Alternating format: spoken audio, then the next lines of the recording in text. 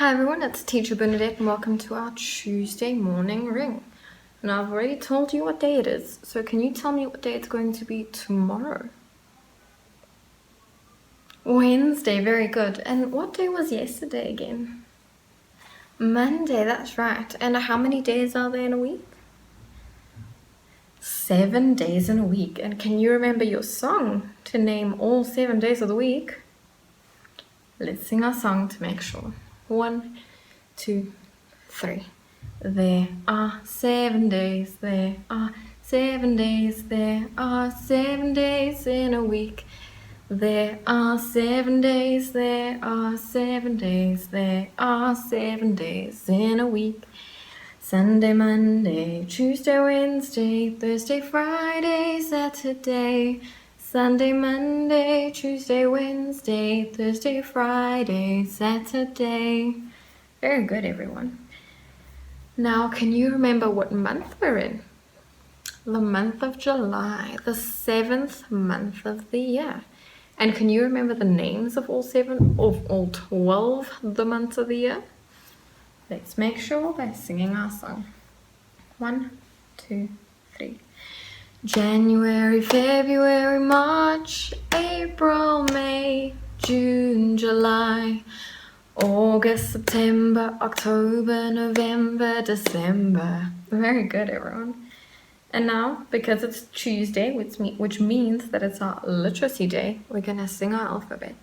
And if you want some help, our Let's Land alphabet is up behind me. Now, you can't see the first few letters, but you know those very well. So the rest are there to help you.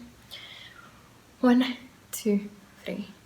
A, B, C, D, E, F, G, H, I, J, K, L, M, N, O, P, Q, R, S, T, U, V, W, X, Y, and Z. Now I know my ABCs. Next time, won't you sing with me? Very good, everyone. Okay, so this week we are talking about different countries around the world. And yesterday I asked you to think about your country, your culture, your traditions, your food, your languages, and everything that is a part of who you are. And I said that I am English and Afrikaans, so that means that I speak a few languages and that I do celebrate a few holidays as well. So why does everyone have a different language? Why can't we all just speak one language? Because I think it'll make the world a lot easier if we all just spoke one language, wouldn't it? Yes, but would that be an exciting world? An interesting world? Definitely not. So we speak very many different types of languages because not everyone is from the same place. So if we look at this globe that we have over here, you can see that these people down here in South America will definitely not be speaking the same languages as these people over here, which is Asia. And the reason for that is years and years and years ago, before we had the transport to get from one place to another, you were in the country you were born in. You stayed there, you grew up there, you spoke those languages, and you ate the food that was growing in the ground. And that's why we have so many different languages and so many different types of food that we eat. Because in India, which is here, in the Asian part of the world, there's a lot of spices that grow in India, and that's why they love eating curry so much, the flavorful food. And in North America, they eat kind of a little bit of everything, but a lot of flour, a lot of corn, those types of things. Now, they mostly eat McDonald's like most of us. But that's what they had. In South Africa, we ate a little bit differently. We had pap, which I know you all know very well, because pap is delicious, as we know. And we ate foods a little bit different to other countries, because you had to eat what was there. You couldn't transport food from one country to another for everyone to have the same food. That just wasn't how it worked. You had to eat what was there. So that's why a lot of the people that are inside the continent or the country won't always eat fish, but those that live on the outside of the continent where the ocean is, they will eat a lot of fish because the fish was there. So that is why we also have different types of food, because you had to eat what was growing around you or living around you. The same goes for languages. You couldn't just speak another language. You spoke what you heard around you. So if you spoke Sotho, which is mainly found in Lesotho, a different country in Africa, then that's what you spoke. If you spoke Chinese in China, you didn't really go anywhere else, so you spoke Chinese. And also, another thing is that after travel and transport was developed and we were able to move a lot more easily, different languages started mixing. So we had different languages. We had French and German and so many other languages, Italian, all coming together and helping to form and create the language that we now call English. So English is technically its own language, but it got most of its words from other languages, which means that it got its words from other countries. So I want you to keep thinking about your culture, your country, your traditions, your languages, and where you think that came from, which could help you figure out where you came from, because everyone is different and everyone's family comes from various places around the world. So I hope you had fun and you learned a lot, and I'll see you all later for some more activities. Bye everyone.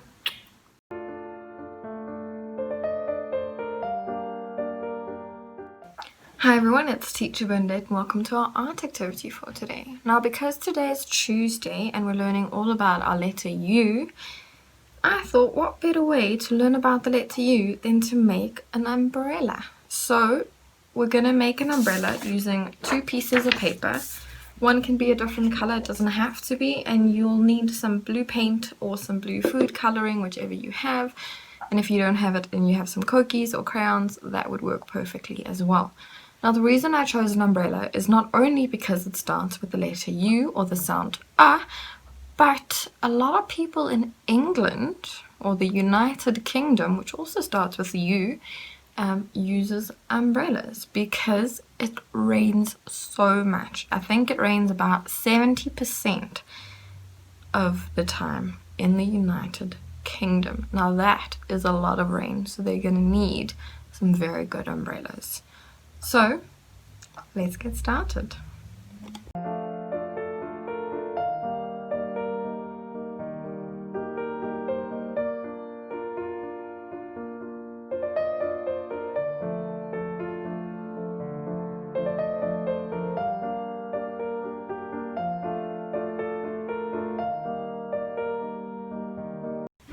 And there you go, your very own U umbrella. As you can see, I drew quite a lot of rain because some countries it rains a lot. So if you can think of any other countries where it rains a lot and a lot and a lot, you know, maybe you made an umbrella for that country, for a person or a kid in that country who might need an umbrella. And I also chose some bright colors because when it rains, it's often quite dark, so it's nice to just have some bright colors. And there is our letter U. If you remember how we drew it, we just made the foot or the leg longer so that the umbrella can stand on it. And I hope you all had fun, and I'll see you tomorrow for some more fun activities. Bye everyone.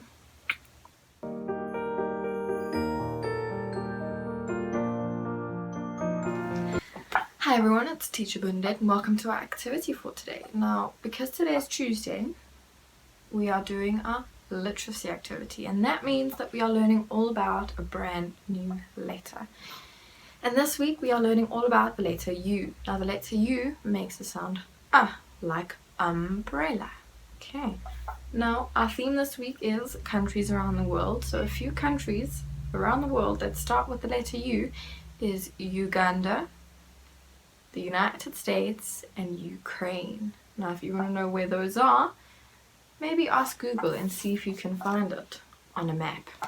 Okay, but now let's get back to the letter U.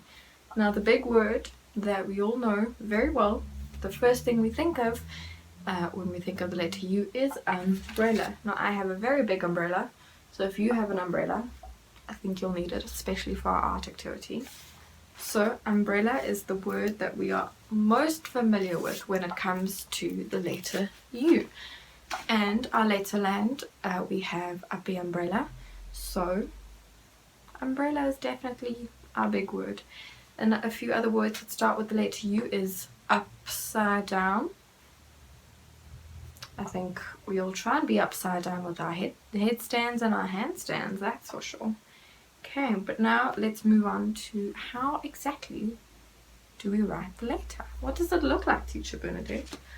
Well, I'll tell you, it looks like an upside down N. And remember, the letter N makes the sound N.